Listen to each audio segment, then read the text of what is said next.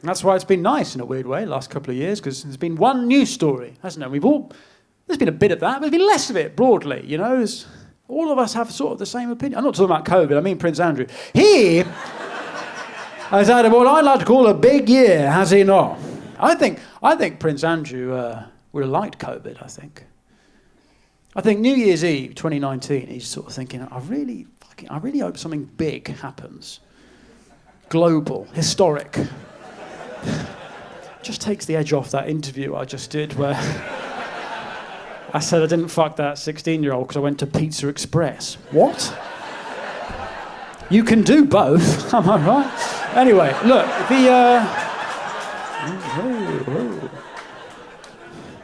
just because you can does not mean that you should. But it's funny though, isn't it? Because he basically, if you're that rich, you sort of avoid justice. So what you try and do is try and win the PR war. So he's like, I'm going to go in front of the British public and dismiss these allegations for the hogwash they are. And they're going to believe me. See, I'm a reasonable man.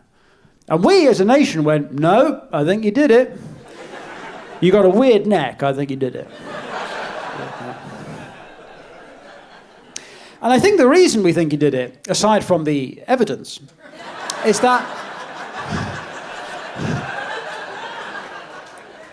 he hadn't done enough stuff beforehand for us to like him that much as a public figure. You know, he had no credit in the bank, did he? You know, there was nothing messing with our judgment. Because you think about it, with Michael Jackson, there were 4 documentaries, and still people are like, well, Thriller's good, isn't it? Like, let's calm down. How many Grammys have these kids won? You know,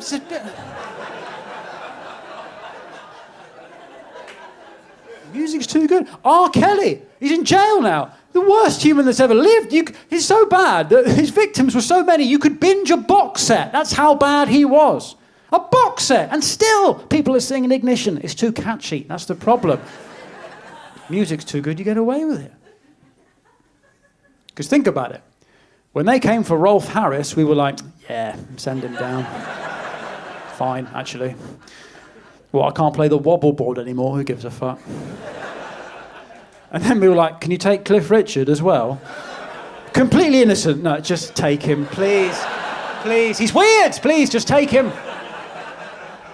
Poor Cliff Richard. His music was so bad, we hoped he was a paedophile. That's how...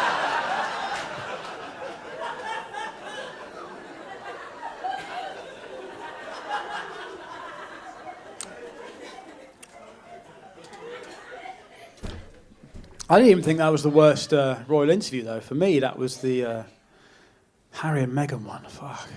Yeah, Oprah. Supposedly the best interviewer in the world, Oprah Winfrey. For 2 hours, doesn't think to mention that his uncle's a nonce. Doesn't mention it. The big scoop, the royal family are racist. Yeah, no shit, Sherlock. His uncle's a nonce! I found the whole thing very tasteless, got to be honest. You know, Prince Harry complaining about how much money he's got left during a pandemic when many of us lost our jobs, you know. You're going, oh, I walked away from it all. The only thing I've got left is the money that my mother gave me. Did you know that when Diana died, she left Prince Harry £20 million? Alone! When Diana died, she left Prince Harry alone £20 million. When I heard that, I was like, fucking hell, I need to change my car insurance. Like...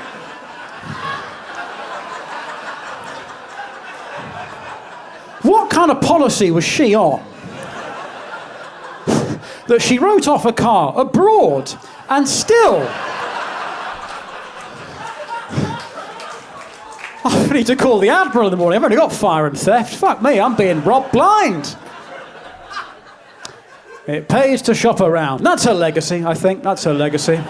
Shop around. There's deals to be had.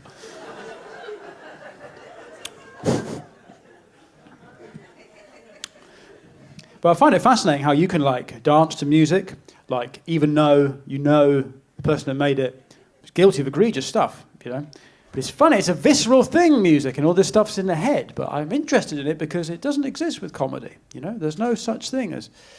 Like, you can't... If someone's done something that you don't like, you fucking won't laugh at them. Not just that. If they make a joke that interrupts your particular little fucking worldview, you go mad. You go, no, you don't laugh at anything he says. Mental, isn't it, the difference? Like, I did Have I Got News For You in lockdown, and, I may have said a joke about a former Labour leader. I won't name him for my own security reasons, but wow, those people go in hard. And, death threats. My agent got rape threats. There was a bomb threat at the fucking production company. It's insane, all over a joke, It was during lockdown, so I couldn't really get out of my head, and I was just reading this shit coming through. And I went to the park one day, walking the dog, and bumped into a guy I know who's also got a dog, and the dogs are mates, so they're playing away. And we're standing by the duck pond, and he said this amazing thing. I told him what was happening, and he said, well, what's happened, right? The reason this has happened is that comedians have started trying to make political points to make up for the fact that they don't have any jokes as a way to sell tickets. At the same time as politicians who aren't trusted by anyone,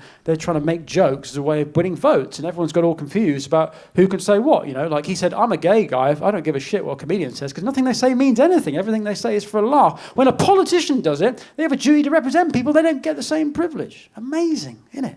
Fucking bumped into him, just the most profound fucking thing I've ever heard. Anyway, so I'm blowing this guy by the duck pond, right? And as he releases the load, I think, hang on a minute, I know you, and well, that's how they get you again, They don't let them tell you lightning can't strike twice. Stupid joke, isn't it? That's why we're here.